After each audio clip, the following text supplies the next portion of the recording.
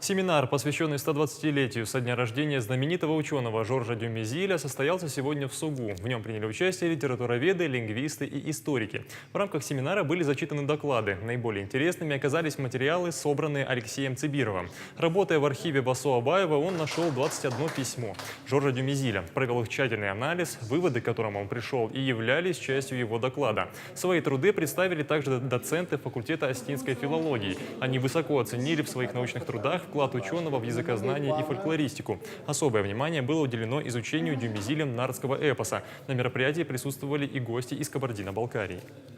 Наткнулся на письма Жоржа Дюмезиля к Василию Ивановичу Абаеву, сделал очень интересный анализ и представил нам сегодня Дюмезиля не только как разностороннего глубочайшего ученого, но и как человека потрясающей скромности, эрудированности, человека, который является образцом научного работника.